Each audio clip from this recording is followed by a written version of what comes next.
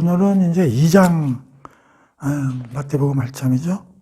사실 1장은 뭐 도입부예요. 예수의 계보하고 요셉의 의로움에 대해서 1장 공부를 했는데 1장도 사실 공부할 내용은 많습니다. 내용은 단순해도. 그래서 오늘은 2장. 마태복음 2장은 두 편으로 좀 나눠서 볼게요. 2장 1절부터 12절까지 살펴보고 2장 1절에서 12절까지 예수가 태어나는 장면이 나오고 동방박사가 찾아오는 그런 이제 내용이 들어가 있고 13절부터 마지막까지는 예수가 이제 헤롯 대왕의 2살 이하 애들은 죽이라는 그 명령이 위험에 노출되어 있기 때문에 그 애굽으로 피난 갔다가 다시 돌아오는 그런 그 이야기가 쓰여 있는데 오늘은 우선 동방박사 이야기. 동방박사 이야기 대부분 다 아는 얘기인데 한번 봅시다. 1절에 보면은 동방박사가 이제 예루살렘으로 오는 장면이죠. 그러면서 2절에 보면 유대인의 왕으로 나신 이가 어디에 계시냐. 우리가 동방에서 별 보고 이제 경배하러 왔다. 이제 그런 얘기가 나오고. 그러나 이제 헤롯 왕과 온 예루살렘이 듣고 소동한지라. 왕이 모든 대제사장과 백성의 서기관들을 모아 그리스도가 어디서 나겠느냐 물으니 이르되 베들레헴 미오니 이는 선지자로 그렇게 기록된 바에 의해서 아마 베들레헴에서 태어날 것 같습니다. 뭐 이런 얘기가 쭉 나오고. 그래서 이제 동방박사가 이제 온다는 얘기를 듣고 헤롯 대왕이 도대체 니들은 어떻게 여기까지 오게 되느냐 뭐 이런 걸 이제 묻게 되는 거죠. 그렇게 나서 이제 만약의 경우 예수가 태어난 걸 알게 되면 나에게 어디서 태어났는지 그걸 자세히 좀 알려달라 이제 그런 부탁을 하죠. 근데 이제 그 동방박사들이 세 가지 이제 그 예물을 가지고 오는 장면이 나오고 11절에 보면은 황금과 유향과 몰약 그래 놓고 이제 예수 아기를 이제 보게 되는 장면이 나오고 그 다음에 이제 헤롯 대왕이 동방박사들에게 예수가 난 걸 알면 자기한테 보고해달라고 그랬는데 12절 보면 보세요. 꿈에 헤롯에 돌아가지 말라 하는 지시를 받고 다른 길로 이제 고국에 돌아갔다. 예수의 탄생과 동방박사 스토리가 이제 나오는 거예요. 근데 여기 이제 동방박사 참 동방박사가 누구인가 알 수가 없죠. 뭐 여기 뭐 이렇게. 근데 우선 2장에서 중요한 게 있어요. 2장에서 동방박사에 대해서 이제 공부를 해야 되지만 그 2장에서 우리가 살펴봐야 할 큰 그림이 있어. 첫 번째 뭐냐면 헤롯 대왕과 예수님과의 대조예요. 큰 그림이에요. 지금 2장에서 재미나는 게 뭐냐면 헤롯 대왕이 되게 궁금해하는 거예요. 지금 동방박사가 찾아왔다는 얘기를 듣고 그래서 막 서기관들 막 신하들을 불러가지고 야 예수가 어디서 태어나냐 좀 알아봐봐라 막 이런 얘기를 하고 뭐냐 지금 유대 지역의 왕이 지금 누구요? 근데 지금 여기 성경에 봐봐요. 2절 보세요. 2장 2절에 동방박사가 뭐라고 그러는 거예요 지금.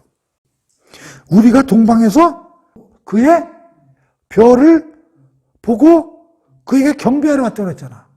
근데 그 경배 대상이 누구야? 유대인의 왕이잖아. 근데 헤롯 대왕한테 경배하러 온 게 아니잖아. 실질적인 왕은 누구야? 헤롯. 근데 지금 동방박사는 지금 누구를 유대인의 왕으로 생각하고 찾아왔다는 거야? 예수. 이걸 보여주는 그림이라고. 이게 큰 그림이죠. 과연 헤롯이 진짜 유대인의 왕이냐? 아기 예수가 왕이냐? 그런 얘기요. 동방박사는 얘가 아니라고. 지금 동방박사들은 지금 얘를 보려고 온 게 아니라 여기 보려고 온 거 아니에요 지금. 그리고 이것도 큰 것도 아니고 지금 조그마한 애기 나오는데 걔가 왕이라고 지금 찾아온 거 아니에요. 이걸 읽을 줄 알아야 되는 거지. 여기서 주제는 진짜 누가 왕인가. 이게 큰 주제지. 그 다음에 예수에 대한 반응. 헤롯의 반응과 동방박사의 반응. 예물까지 갖다 놓으면 경배하러 왔고 유대인의 왕으로 대접하는 거 아니에요. 근데 헤롯의 반응 어떻게 되겠어요? 자, 16절 보세요. 헤롯이 박사들에게 속은 줄 알고 심히 노하여 사람을 보내요. 베들레헴과 그 모든 지경 안에 있는 산의 아이를 박사들에게서 자세히 알아본 그때를 기준으로 하여 2살부터 그 아래로 다 모여 죽여라. 이 큰 그림이 2장 그래서 우리에게 주는 큰 그림이 이거예요. 예수에 대해서 어떤 반응. 그러니까 안 믿는 사람, 믿는 사람. 지금 두 패로 갈린 거 아니에요? 그렇죠? 우리 요한복음에서 봤지만 12장까지는 전부 피해 다니고 죽이려고 대드는 놈들 아니에요? 누가 왕인가? 이 큰 그림을 우리가 집어넣어야 된다는 거지. 동방박사도 공부하는 것도 중요하지만 이 동방박사에 대해서는 뭐 찾아보니까 자료를 뭐 3명이다, 왕들이다, 왕들인데 페르시아, 뭐 아라비아, 인도 또는 뭐 바벨론 또 3명의 또 이름들도 거론돼 가지고 돼 있는데 근데 이건 뭐 사실 풍문이죠, 풍문. 그럼 누굴까 진짜? 근데 특징이 있어요. 우선 메시아가 탄생도 안 했는데 별을 찾아서 왔단 말이에요. 이 사람들이 점성, 지금은 하면 천문학 대가들이다. 별자리를 잘 아는 사람들이죠, 별자리. 두 번째는 이 구약의 정통한, 특히 메시아 사상에 대해서 잘 아는 사람이고, 메시아에 대해서 이제 갈망했던 그런 사람들. 당연히 이제 이 두 개는 기본으로 깔려야지 되는 사람들이란 말이야. 그러면 누굴까? 구약에 정통해야 되는데. 그래서 보통 이제 바벨론 지역 사람들 아니겠는가. 바벨론에 이제 포로로 잡혀가했던 사람들이니까 돌아오지 못한 그런 사람들 아니겠는가. 그래서 이제 바벨론 지역에 이제 디아스포라는 흩어져서 하던 사람들을 얘기하는데 바벨론 지역에 포로에 살던 사람들 아닌가. 또는 바벨론 지역에 살던 이방인들 중에 이런 사람들 아닌가. 뭐 이렇게 추측들을 하는 거죠. 추측이죠. 그러니까 뭐 알 수는 없는 거죠. 그런데 이건 틀린 게 구약에 정통한 사람들이고 별자리에 대해서 굉장히 능통한 분석가들 아니겠는가. 이제 이런 생각이 드는 거죠. 근데 이제 이 별에 대해서 말들이 많고 아니 별들을 보고 예수 탄생을 찾아오는 게 가능한 얘기예요, 이게.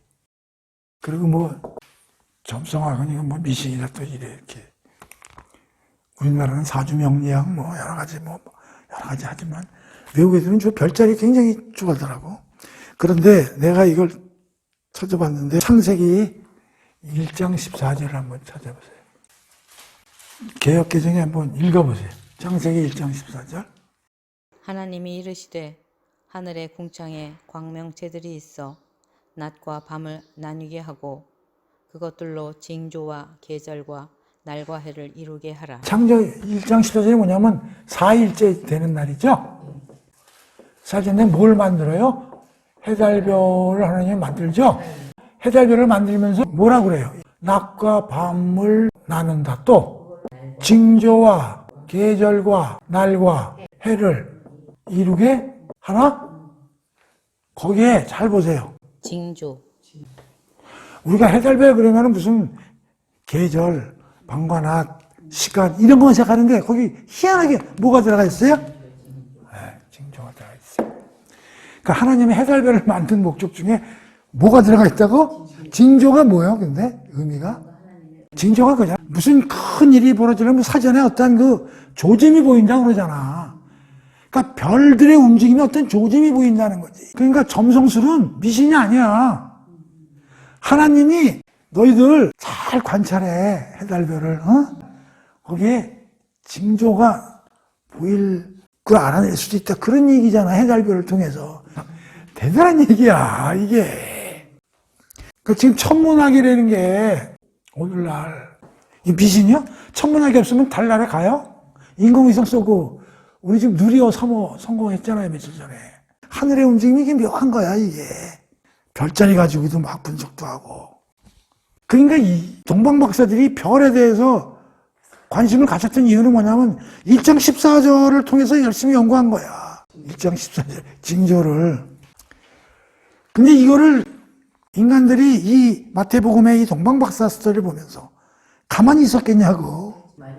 야, 이게 뭐냐, 해보자. 이 짓을 했겠어, 안 했겠어? 했겠죠. 그래서 나온 얘기들이 이제 이런 것들이 있어요. 재미나기 때문에 내가 설명을 해볼게요. 그럼 어떤 별들이 징조를 나타내는 별들이냐? 이 사람들은 뭐 망원경으로 보고 오지 않았을 거 아니야. 눈으로 보고 왔을 거 아니야. 그럼 태양계를 움직이는 별들이 주로 태양이 이렇게 있으면은 여기서부터 이렇게 이게 뺑뺑 도는 거지, 이렇게. 뭐 이렇게 돌 거 아니에요. 이제 여기 이제 수금지역, 목도 천해명 이제 이렇게 될 거 아니에요? 그런데 천문학자들 얘기가 이거야. 해가 이렇게 있는데 여기에 목성과 토성이 이제 이렇게 있는데 이것들이 이제 돌죠. 궤도가 있을 거라면. 그런데 내가 적어왔어. 이 목성을 주피터라고 그러고 영어로 토성은 세턴이라고 그래. 세턴. 주피터, 세턴. 이렇게 돌아. 그런데 목성은 공전 주기가 11.36년이야. 한 바퀴 도는데 11년 걸리는 거야. 목성이 쫙 해를 도는데 토성은 더 멀리 떨어지니까 더 오래 걸리겠지. 29.46년이야. 이것도 다 분석을 한 거야. 근데 지금 이 천문학으로서 뭐 이런 건 뭐 발견하는 게 쉬운 거니까. 이것들이 이제 태양 주위를 쫙 도는 거야. 목성도 돌고 토성도 돌고. 근데 이제 유대인들이나 이런 사람들은 무슨 생각을 하냐면 목성은 이게 왕족 행성이라고 이제 그들이 칭했고, 그리고 토성은 이제 이스라엘의 상징으로 이제 봤다는 거야. 이제 목성하고. 그러니까 이제 동방 박사들도 다른 수금지와 목도 천해명 중에 목성 토성의 그 움직임을 보고서 이제 계속 관찰을 수십 년간 이제 했던 사람들이라는 거지. 그런데 이게 재미나는 사실이 이제 있다는 거야. 이게 뭐냐면, 야, 이게 참, 첫 번째는 20년마다 한 번씩 만난다. 두 번째는, 야, 근데 이게 기가 막혀. 854년마다 춤을 춘다는 거야. 이게 뭐냐면, 목성하고 토성이 뭔 일인지는 모르는데, 지구에서 봤을 때 둘이서 뒤로 갔다 앞으로 갔다 막 이런 걸 854년마다 한 번씩 그 지랄을 한다는 거야. 출발했다가 다시 또 뒤로 갔다가 막 이렇게 서로 막 왔다 갔다 하는 이런 춤을 춘다. 그게 지구에서 그런 현상을 볼 수 있는 거야. 그런데 이건 이제 나중에 아는 사실들이에요. 천문학이 고도로 발달했을 때. 이 854년 주기를 찾아냈어. 그래서 마이너스 861년. 그 다음에 마이너스 7년. 그 다음에 848년. 1702년. 그럼 1700년에서 853년, 2500년도에 또 한번 춤을 추는 거야. 그러니까 BC 861년에 춤을 췄고, BC 7년에 춤을 췄고, 848년도에 AD 춤을 췄고, 1702년에 춤을 췄다는 거야. 이것은 사실이에요. 지금 천문학이 어느 정도 발달했냐면, 이 별들의 움직임을 전부 입력을 시켜놨어. 시뮬레이션 해가지고. 그래가지고 그 컴퓨터에서 날짜만 정하는 거야. 아무 날짜나. 예를 들면 뭐 1305년 8월 14일 딱 누르면 그 당시에 별자리가 만들어서 보여주는 거야. 그까지 지금 다 지금 천문학은 다 연구가 돼 있고 날짜까지 분초까지 다 돼 있대. 그러니까 그 시간만 넣으면 그 당시에 별자리가 그 화면에 나타나서 이제 연구하는 거죠. 근데 희한한 게 854년마다 이런 일이 벌어지는 거야. 야. 근데 여기 주목하는 건 뭐냐면 마이너스 7을 주목해야 돼. 그러면서 더 웃기는 거는 마이너스 7년에 날짜까지도 나와. 5월 29일하고요. 10월 3일하고요. 12월 4일. 세 번 춤춘 댄스 현상이 일어난다는 거야. 이야. 이런 걸 가지고 예수 탄생 기점을 좀 정확히 모르거든요. 12월 25일은 이거 아닌 거 알죠? 12월 25일은 아니에요. 12월 25일은요, 이 당시에 주로 뭘 믿냐면 태양신을 많이 믿었다고. 태양신을 축복하고 이런 게 12월 25일 날 했어요. 그 다음에 그 로마 축제일이 12월 17일에서부터 24일까지고요. 그래서 이거 두 개를 종합해가지고, 예수 탄생일을 이 근처로 하면 좋겠다 해서 한 게 12월 25일이지. 예수가 태어난 날이 여기가 아니라고. 그래서 학자들이 그 동방박사 이야기와 더불어서 예수 탄생일을 이제 짚어보기 분석을 하기 시작했어. 그래가지고 예수 탄생일을 갖다가 첫 번째는 내가 자료를 다 입수해온 거야. 그 당시에 그 역사학자가 요세푸스라는 사람이 있어. 그 요세푸스의 기록. 두 번째는 그 당시에 그 클레멘트라는 사람이 있는데 클레멘트의 기록. 그 다음에 그 세례 요한 있잖아요. 세례 요한의 탄생 기록. 약 6개월 정도 앞서서 태어났다고 성경에 나와 있잖아요, 세례 요한이. 근데 세례 요한 아버지가 누구냐면은 제자형이거든. 그럼 대제사장 계열들이 많아. 그럼 걔네들이 당번 비슷하게 다 그거 나눠가지고 성전에 가서 이제 그 숙직 비슷하게 일을 하거든. 그때 세례 요한 아버지의 당번 날짜까지 다 그걸 자료를 찾아가지고, 그 다음에 여기 또 중요한 거는 헤롯 대왕이 마이너스 37년에서 마이너스 4년까지 즉위를 했다고. 마이너스 4년에 죽어요, BC. 근데 여기 보면 박사가 찾아온 게 한 BC 한 6년쯤 보는 거야. 그리고 2년이 지난 다음에 명령을 내는 거야. 그리고 죽은 게 마이너스 4년이거든. 그러니까 그런 기록까지 다 합해가지고 보통 어떻게 결론을 내냐면 BC 6년 5월 14일경으로 추정을 해. 이러한 그 요세푸스의 과거의 기록, 클레멘트의 기록, 세례 요한의 그 아버지의 그 대제사장의 성전 그 로테이션 하는 날짜, 그 다음에 헤롯 대왕의 그 죽는 해, 이런 걸 전부 종합해가지고 특히 이 토송과 목송의 별자리를 보고 왔으니까 마이너스 7년을 앞뒤를 중심으로 해가지고 이런 전부 기록을 통해서 그 추정해낸 게 BC 마이너스 6년 5월 14일 정도에 예수가 태어나지 않았느냐 하는 그런 것들이 나온다는 거예요. 그래서 지금 이 별들에 대해서는 이건 뭐 하나의 추정이지만 그 동방 박사들이 도대체 어떤 별들을 보고 찾아왔을까 했을 때 대부분이 지금 얘기하는 게 토성과 목성의 그 관계의 움직임을 보고 찾아왔을 거라고 좀 추측을 하고 있고, 그게 대충 마이너스 7년경에 전후에서 그러한 그 징조들이 나타났다고 보는 거고, 구체적인 날짜는 BC 6년 5월 14일 정도가 아니겠는가. 대단하죠? 그래서 동방 박사들이 이런 별자리를 토성과 목성을 추측으로 해서 아마 보고 따라서 이동했을 것이다 라는 게 이제 학자들의 추측입니다. 특히 이제 그들이 가지고 온 예물이 있죠? 뭘 가져왔어요? 황금, 유향. 어떤 사람은 유황이라고 그러는데 유황이 아니에요. 유향입니다, 향. 몰약. 이거에 대해서도 왜 걔네들이 이걸 갖고 왔는지 우리는 알 수는 없죠. 그래서 이렇게 돼서 설명하는 거예요. 그 일반적 성격하고 이제 상징 이렇게 나누는데, 일반적으로 황금하면 귀하고 변하지 않는다. 근데 이제 상징은 뭐냐면 이스라엘 왕권을 이제, 저는 유대인의 왕이니까 금을 이제 갖다 예물로 드려야 되겠다. 옛날에도 왕이나 이런 사람들은 주로 금으로 이제 치장도 하고 이제 왕관도 쓰고 그러니까. 유향은 이건 지금으로 말하면 샤넬 5 향수 같은 거겠죠. 근데 향수인데 이게 이제 주로 예수의 이제 신성을 이제 상징한다고 그러는데, 내가 보면 주로 이게 제사 지낼 때 많이 쓴 것 같아요. 제사나 예배 드릴 때.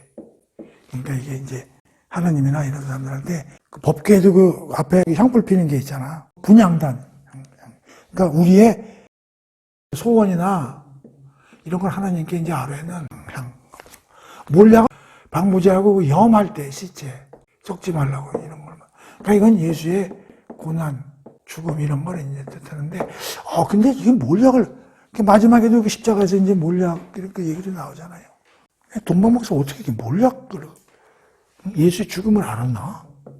하긴 이사야서를 공부했으면 알 수 있지. 이사야서에 보면 고난받는 종의 얘기가 막 나오니까. 그래서 이제 이런 예물을 가지고 이제 찾아왔다. 그런 얘기죠. 근데 누가복음에 보면 여기 와서 뭐 더 자세히 더 나오는데, 마태복음은 요 정도밖에 안 하고 있어요. 자, 그 다음에 12절이 굉장히 중요하죠. 12절. 12절에 뭐라고 되어 있어요?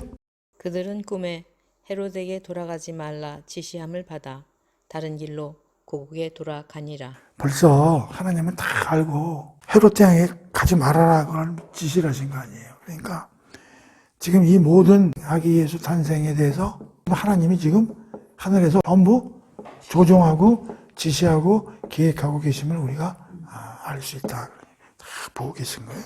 그 다음에 이제 그 6절에 보면 지금 마태는 얼마나 예수에 대해서 생각을 많이 했는지, 예수는 그냥 떨어진 사람이 아니라 전부 구약에 예언된 사람이라는 걸 엄청 강조하잖아요. 그래서 또 뭘 강조해요? 베들레헴 탄생이 또 구약에 이미 쓰여 있었다는 얘기죠. 밑에 보면은 미가서 5장 2절이죠. 이미 미가서 5장 2절에 예수님이 베들레헴에서 탄생할 것이 예언되어 있어서 태어났다라는 것을 또 마태는 굉장히 얘기하고 싶은 거예요. 그러니까 예수의 탄생 자체. 앞에서 또 임마누엘이라 하리라. 이사야서 7장 14절. 예수는 그야말로 믿을 수밖에 없는 사람 아니냐. 수백 년부터 예언되어 온 사람 아니냐. 그렇게 강조하고 싶었던 거예요. 그래서 마태복음에는 유난히 구약이 많이 인용되어 있고 특히 이사야서가 많이 인용되어 있는 거죠. 그래서 동방박사가 예수님 찾아오는 얘기가 12절까지 됐고요. 그래서 이제 공부할 건 뭐 크게 없어요. 동방박사 도대체가 누구고 별자리를 어떻게 보고 왔는가에 대해서 우리가 좀 추정해 본 거고. 자, 그 다음에 이제 13절에서 23절까지죠. 여기서의 핵심은 뭐냐면 예수님의 도피예요. 예수님의 도피. 근데 예수님의 도피인데 중요한 게 뭐냐면 이게 애굽으로 도피했다가 갔다 온다는 거예요. 이 애굽이 또 나와, 애굽이. 그거 읽어봅시다. 그들이 떠난 후에 주의 사자가 또 요셉에게 또 현몽해서 또 나타났어. 헤롯의 아기를 찾아 죽이려고 하니, 야, 헤롯이 죽이려고 한다, 네 아들을. 그러니 그 어머니를 데리고 애굽으로 피하라. 그리고 내가 있으라고 할 때까지 있어라. 요셉이 일어나 밤에 아기와 그 어머니를 데리고 애굽으로 떠나가 헤롯이 죽기까지 거기 있었으니 이는 주께서 선지자 말을 말씀하신 애굽으로부터 내 아들을 불렀다 함을 이루려 함이라.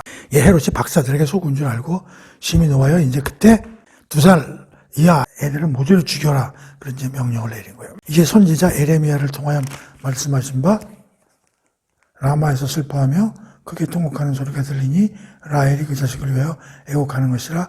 그 자식이 없으므로 위로받기를 거절하였다 함이 이루어졌느니라. 그러고 나서 헤롯이 죽은 후에 헤드리 지역을 죽었네.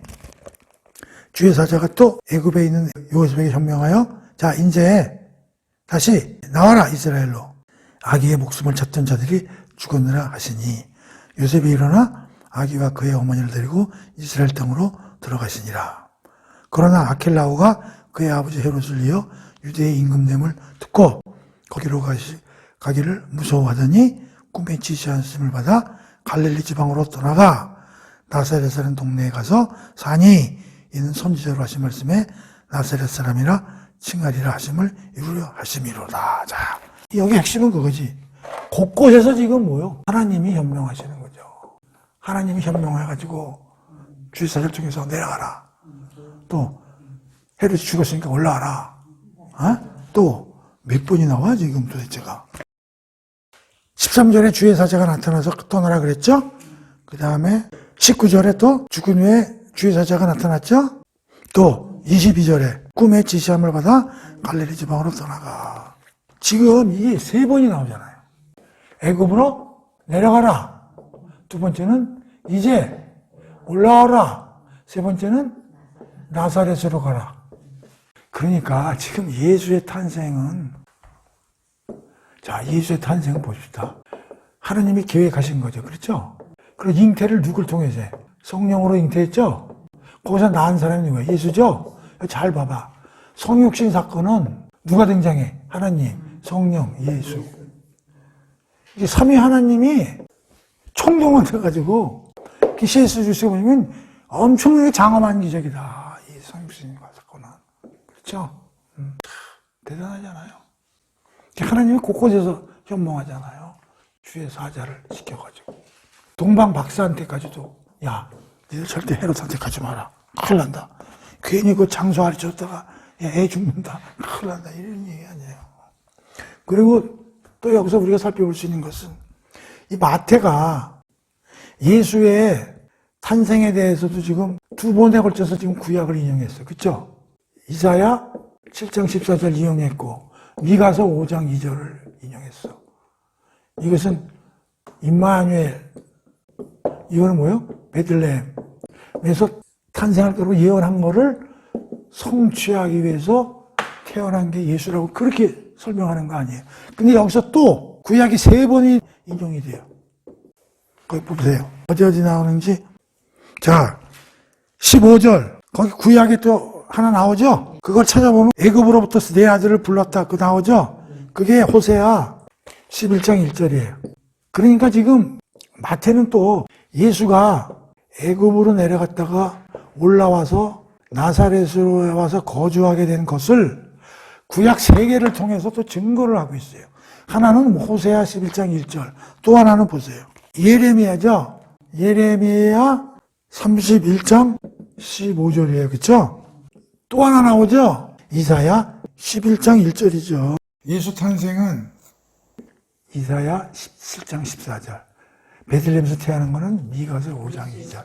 근데 여기서는 지금 또 예수가 애굽으로 내려갔다가 올라오는 사건을 이것도 그냥 내려가서 올라오는 게 아니라 하나님의 지시와 하나님의 지시뿐만 아니라 이 모든 것도 다 이미 애굽에서 내려가서 올라와서 나사렛에 가서 거주하게 된 것도 이미 구약에서 이미 다 정해놓은 것이다라고 지금 얘기를 하고 있는 거야. 자, 그러니까 마태는 예수의 움직임은 그야말로 수백 년 전에 이미 다 정해진 스케줄에 의해서 움직인다는 것을 그렇게 얘기를 하고 싶은 거야. 그렇죠?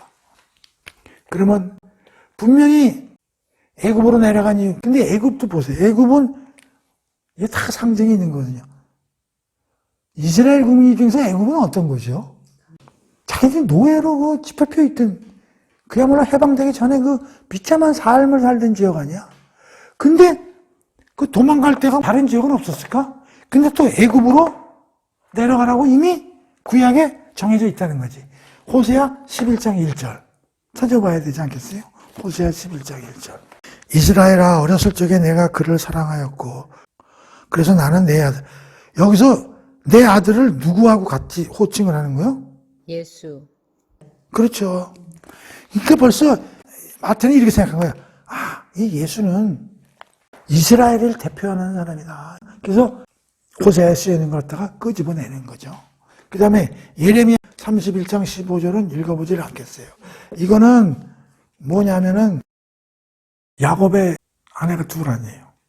근데 원래 그 작은 딸을 이제 마음에 뒀잖아요. 이제 그렇죠. 라헬이 이제 그 오는 도중에 죽어요. 라헬의 가장 안타까운 게 뭐냐면 자식이 없다는 거냐. 언니가 애는 다 낳고 자기는 겨우 나중에 요셉하고 이제 베냐민 나중에 낳지만 그리고 베냐민 낳다가 죽잖아요. 그래서 여기서 이제 이스라엘이 왜 나는 이렇게 슬프게 애가 없느냐고 한탄하면서 이제 그 죽어가지고 그 베들레헴 근방에 묻히는 그런 이제 그게 이제 예레미야 이제 나오고 이사야 11장 1절에는 뭐냐면 그거죠. 이새의 줄기에서 한 싹이 나오고 이새의 뿌리에서 한 가지가 나온다 이렇게 되어 있잖아. 그때 한 가지가 넷제르 그게 나지르로 바뀌어서 나사렛으로 바뀌었다고 그랬잖아요. 그래서 이 나사렛은 어떤 뜻이 있냐면 넷제르죠. 넷제르는 아주 그 볼품 없는 그다음에 아주 흑암이 깔려 있는 이런 거를 상징하는 게 넷제르거든. 그래서 예수가 나오는데 그는 볼품 없고 흑암이 깔려 있고 영적으로 아주 눈이 감겨 있는 그런 곳에서 거주지를 삼고 사역을 하겠다는 것을 갖다가 예언한 규절을 11장 1절을 그래서 뽑아낸 거예요. 그러니까 뭐냐면 마태가 하고 싶은 얘기는 뭐냐면 예수는 애굽으로 간 이유가 뭐냐? 애굽 땅에서 이스라엘 국민들은 나와가지고 출애굽기에서 환원을 불렀잖아. 예수는 애굽 땅에서 우리가 풀려나와가지고 해방을 맞듯이 예수가 애굽으로 내려갔다가 이스라엘로 올라오는 것은 바로 출애굽했을 때 이스라엘 국민들이 억압에서 해방된 것처럼 예수는 그런 걸 해방시킬 사람이고 예레미야 31장 15절 라헬이 그렇게 슬피 울고 한탄에 죽은 곳에서 예수는 그런 곳에서 태어나서 슬픔을 기쁨으로 만드는 사람이고 이사야 11장 1절에서 넷제르 그 볼품 없고 흑암이 깔려있고 누구도 알아주지 않는 그러한 곳에서 가서 일을 하셔서 우리를 구원해 주실 분이 예수다 하는 것을 마태는 설명하기 위해서 구약의 이 3개의 규절을 전부 뒤져서 뽑아가지고 예수가 그저 헤롯 대왕을 피해서 애굽에서 이스라엘로 올라오는 이 단순한 스토리를 이와 같은 구약의 3규절을 뽑아가지고 예수의 탄생 자체가 중요하지만 예수의 이동한 애굽에서 올라오는 그 단순한 사건 하나도 이렇게 어마어마한 의미와 상징을 두면서 소개하고 있는 게 마태복음.